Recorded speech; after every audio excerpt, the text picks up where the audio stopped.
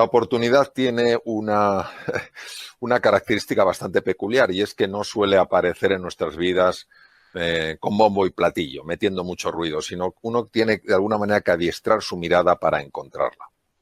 Y precisamente donde es más importante encontrar la oportunidad no es en un momento de abundancia, no es en un momento donde todo va sobre ruedas, es en momento de dificultad. ¿Por qué me siento seguro en mi zona de confort? ¿Y por qué me siento inseguro ante ese otro mundo exterior a mí que ha cambiado? Precisamente porque me veo ajeno a él. Creo que el mundo exterior está ahí, el mundo interior está aquí.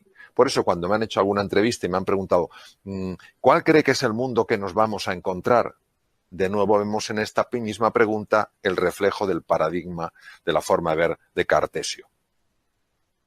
Nos lo vamos a encontrar porque es ajeno a nosotros. ¿Y si esto fuera un error de primer orden? Que tuviera unas consecuencias absolutamente extraordinarias. Imaginaros el mundo que se nos puede abrir si descubrimos que hay un error, tanto en la visión de Newton como en la visión de Descartes y en la visión de muchas otras personas. Dejadme que os explique ahora un aspecto de lo que se llama la neurociencia afectiva.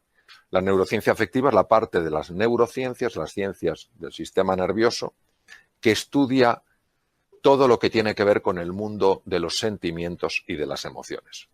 En el centro de la imagen veis un punto rojo. Ese punto rojo es la amígdala. La amígdala, hay dos amígdalas, las que tenemos obviamente en la garganta y las que tenemos en el cerebro, que no tienen por supuesto nada que ver. Me refiero naturalmente a las que tenemos en el cerebro. En ese núcleo que veis ahí, tan pequeñito, tiene el tamaño de una almendra aproximadamente, está ni más ni menos que el núcleo central del miedo. Es nuestro detector de miedo. ¿Qué quiere decir? Que si yo este mundo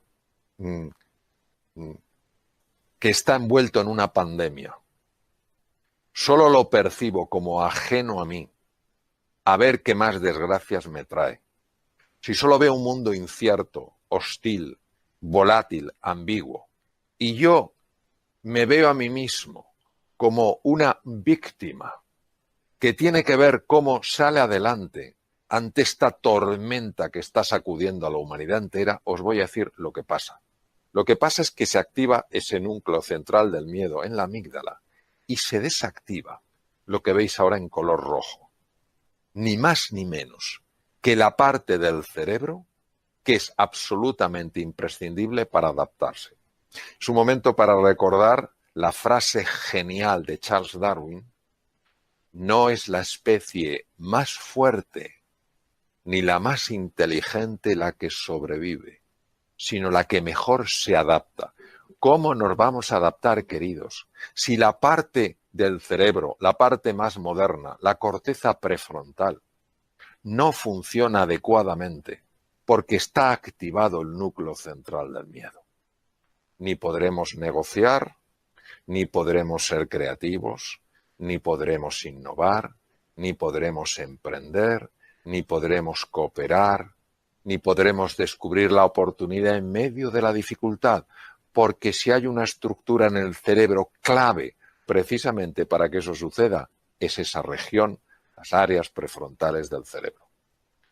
Luego nosotros tenemos que ver cómo se puede desactivar ese núcleo central del miedo para que pueda mantenerse activada la zona que nos va a permitir a todos adaptarnos, mejorar, crecer y evolucionar. Como lógicamente soy médico, he ejercido la cirugía 26 años, aunque desde hace unos largos años ya no estoy en el ejercicio clínico, sino en la investigación y en escribir y transmitir estos conceptos, sí me importa mucho deciros que cuando se enciende el núcleo central del miedo en la amígdala, no solo se desactiva la parte anterior del cerebro, que es precisamente, como hemos comentado, la que nos ayuda a adaptarnos, es que además tiene profundos efectos a nivel del cuerpo. Si veis en la zona inferior de la presentación, con un color rosado, veréis que pone cortisol. El cortisol es una sustancia, es una hormona producida por las glándulas suprarrenales y que se utiliza mucho en medicina en situaciones muy importantes. De hecho, ha sido muy utilizado cuando en la situación actual con el COVID-19 se producía una reacción excesiva del sistema inmune y un cuadro inflamatorio. Se utiliza también en los trasplantes, etcétera. Pero cuando el cortisol es liberado por procesos mentales que están interpretando un territorio incierto como un territorio hostil sin siquiera haberlo conocido, solo por unos fragmentos de información, por importantes que sean, el cortisol empieza a liberarse de una forma anómala en la sangre, no gestionada por un profesional, sino anómalamente en la sangre. Y esto no solo afecta a los órganos que veis debajo, tubo digestivo, hígado, sistema cardiovascular, corazón, pulmones, sino a esa célula que veis a la derecha, que es una de las células más sensibles al cortisol. Es el linfocito asesino. Imaginaros lo brutal que tiene que ser en su ataque para que a este linfocito, que es parte de nuestro ejército, le llamen asesino. A mí me recuerda en la guerra de las Malvinas cuando decían que los británicos iban a mandar a las Malvinas a los gurkas. No sé si os acordáis de aquellos. Los gurkas tienen una fama de ser gente que se escabullía, se metía sin que les pudieran ver, usaban cuchillos, degollaban a la gente, no sé si recordáis aquello. Pues de alguna manera siempre ha habido dentro de los ejércitos tropas especiales, tropas muy entrenadas para entrar en las líneas del enemigo, pues nuestra tropa especial, o al menos una de ellas, es ese linfocito, el linfocito asesino NK Natural Killer, asesino natural. Bien, este es un linfocito especializado en el ataque sobre todo a dos tipos de agentes nocivos, las células cancerígenas, número uno, y los virus. Acordaros que el COVID-19 es un virus. Los virus y las células llenas de virus para que no revienten y llenen de virus el torrente sanguíneo. Pues bien, la liberación excesiva de cortisol anómala generada por la mente es capaz de bloquear, al menos parcialmente, el funcionamiento de los linfocitos asesinos. Fijaos qué curioso como en un momento determinado donde tenemos que tener un sistema inmune lo mejor modulado posible y unas capacidades cognitivas lo más hábiles, precisamente para que nos podamos adaptar, fijaros qué curioso cómo cuando uno está contemplando el mundo exterior ajeno, hostil, sucede todo lo contrario, cae nuestro sistema inmune, su modulación empeora y las capacidades para adaptarse también bajan. Por eso nosotros tenemos que cambiar esta pregunta. ¿El mundo que nos vamos a encontrar? No. El mundo que juntos podemos crear. Y aquí es donde vamos a dar el salto cuántico. Nunca mejor dicho. Porque tenemos que traer a primera línea como protagonistas de esta escena a dos de los físicos cuánticos más notables que han existido. Por supuesto, ha habido otros como Niels Bohr, el danés, que ganó el premio Nobel en 1922, el premio Nobel de Física, justo el año posterior al que lo ganó Albert Einstein. David Bohm, que conoció a Einstein, trabajaron juntos, quiero decir, en el mismo lugar en Princeton, en la Universidad de Princeton, Estados Unidos, y son estos físicos, Bohm, Einstein, Niels Bohr, etcétera, etcétera, los que nos han descubierto dónde estaba nuestro gran error. Y el gran error está en lo siguiente. El mundo exterior y el mundo interior solo están separados en apariencia. En apariencia, como decía Niels Bohr, hay una verdad, es verdad. La física newtoniana, claro que es verdad en el mundo de las formas, en el mundo de las apariencias. Claro que en el mundo de las apariencias lo que decía Descartes parece que es verdad, que la mente va por un lado y el cuerpo va por otro.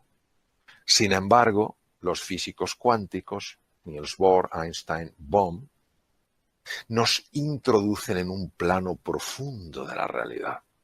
Es como si solo conociéramos la superficie del mar. Y Newton y Descartes nos hubieran hablado de la superficie del mar, que tiene cosas apasionantes. Y está la tierra firme y nos la hubieran descrito, diríamos, qué maravilla, qué continentes.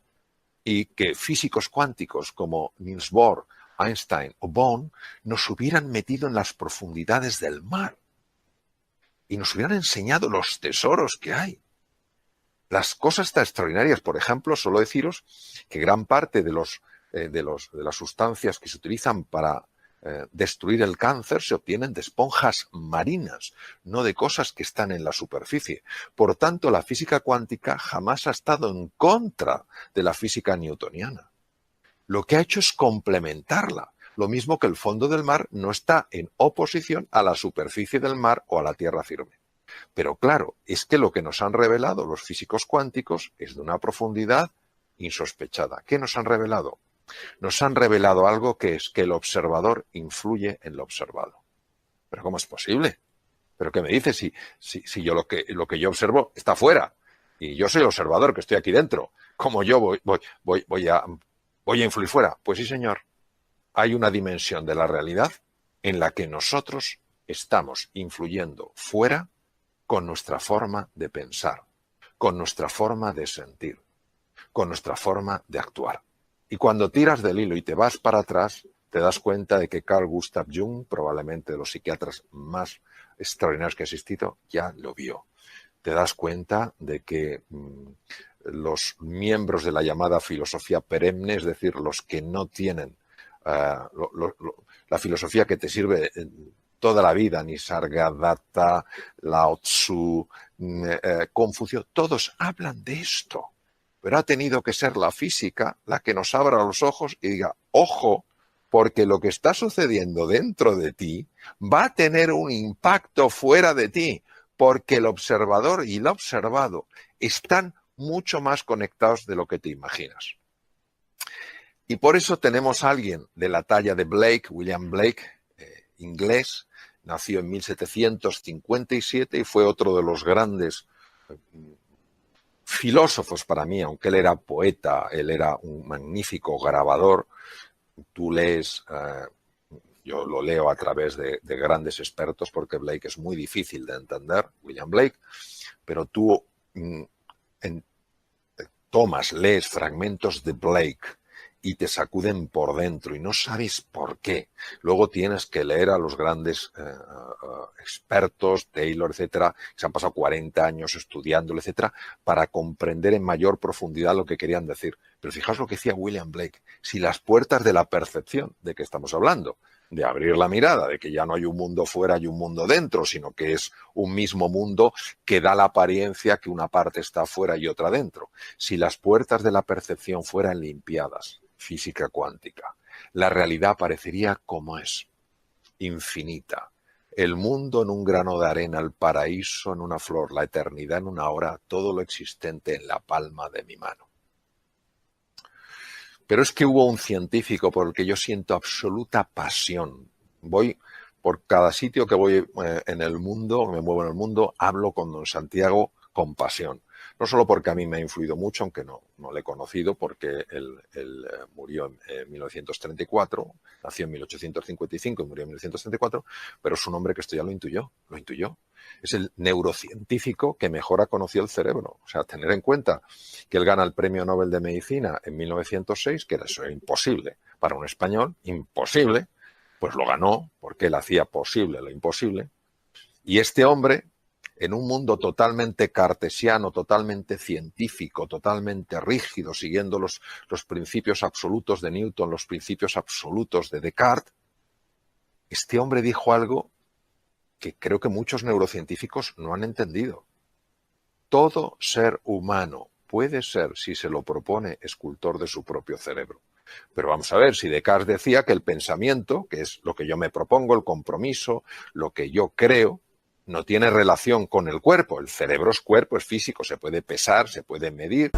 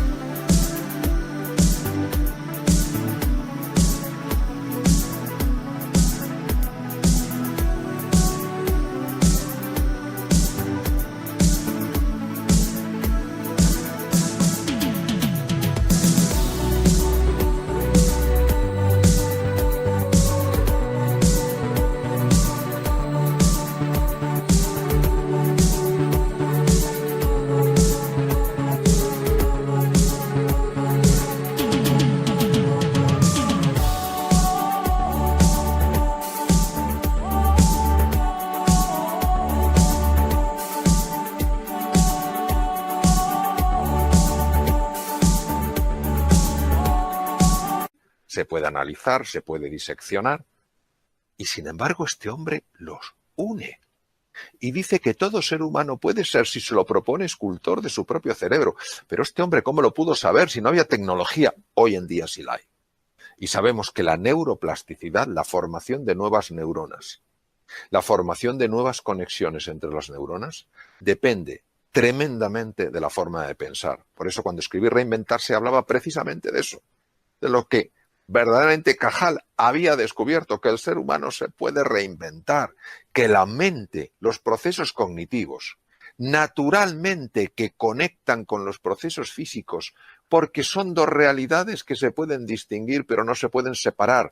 De alguna manera, don Santiago, que de alguna manera precedió a algunos de los grandes físicos cuánticos, porque él gana el premio Nobel en 1906 por sus estudios de la teoría de la neurona, y en 1921, con el efecto fotoeléctrico, gana Einstein el premio Nobel de medicina. Es decir, estamos hablando de personas muy cercanas en la dimensión del tiempo. O sea, fijaos qué cosa más bonita que uno sepa que su forma de pensar, que su forma de sentir puede hacerle más inteligente, más capaz, pero es que además que puede hacerle influir en las circunstancias que genera en la vida, en lo que se encuentra.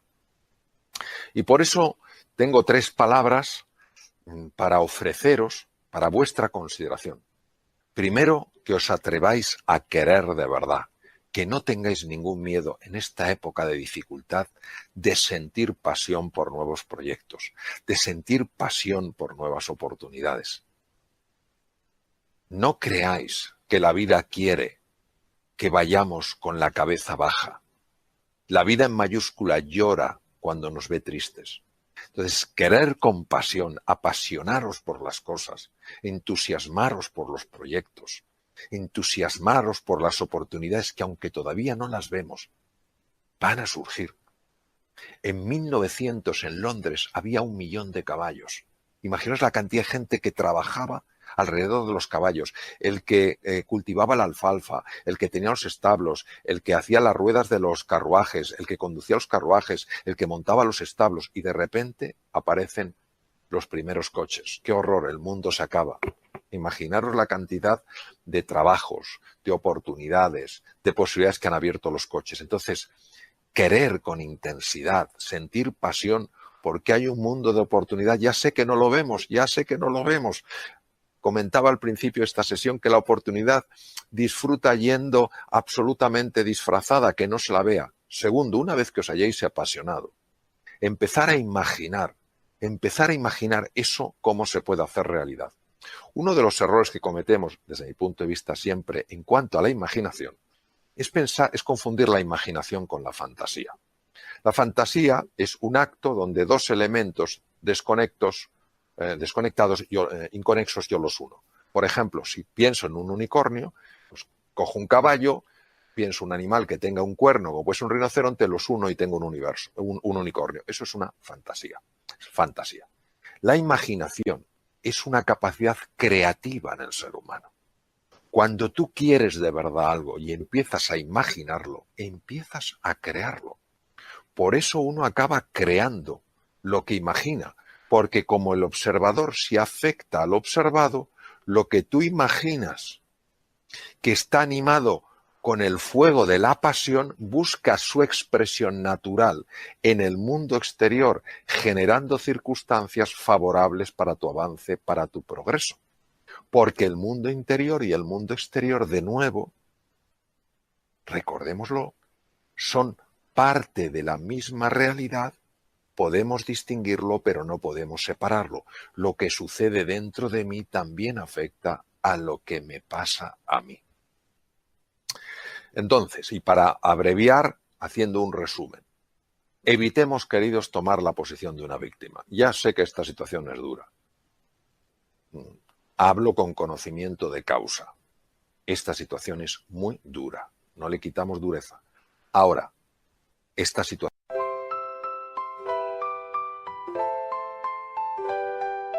Lakefront breeze whispers your name. City lights dancing in neon flame. Heart beats quick in a sweet refrain. Your laugh cuts through the summer rain. Electric dreams in your eyes so bright. Bassist grooves with all his might. Holding hands beneath the Willis Towers light. This windy city feels just right. The Navy Pier Ferris wheel spins above. As the music takes control, whispers of love. Oh darling, this magic won't fade. Beneath the stars a love parade. With you by my side unafraid. Magic's real, forever will stay. Guitar solo sings sweet serenade. Your voice is honey, love sweet parade. Chicago blues melt away the shade. In your arms, a future we've made. Drums are beating a rhythm so true. Never want this night to end, just me and you. 80s synth keeps the feeling new. Chicago magic forever will pursue. Oh darling, this magic won't fade. Beneath the stars a love parade. With you by my side unafraid. Magic's real, forever will stay. Chicago night, a memory to hold.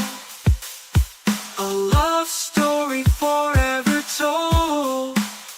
In this magical city, our hearts unfold. Chicago night forever will hold.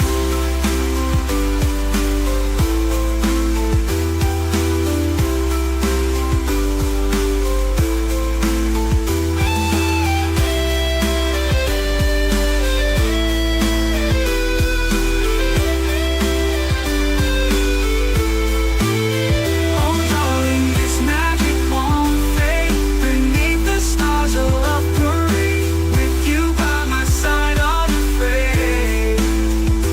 Magic's real, forever will stay.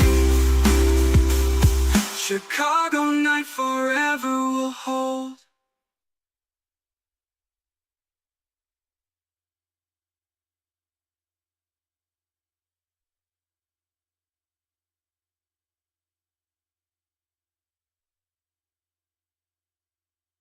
No es más dura ni más fuerte que lo que somos nosotros, sacando nuestra mejor versión y ayudándonos unos a otros. Enfoquémonos en conseguir lo que queremos.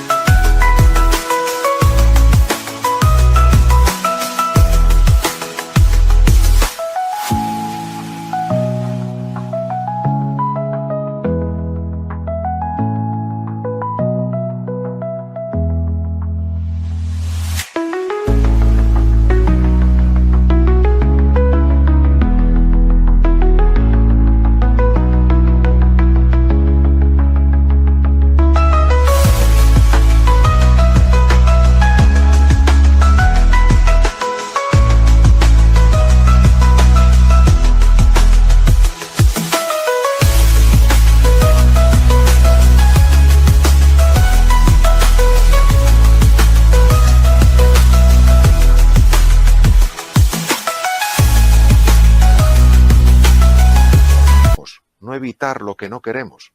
Si estamos hablando de pasión, si estamos hablando de entusiasmo, uno no se entusiasma por evitar lo que no quiere, uno se entusiasma por conseguir lo que realmente quiere.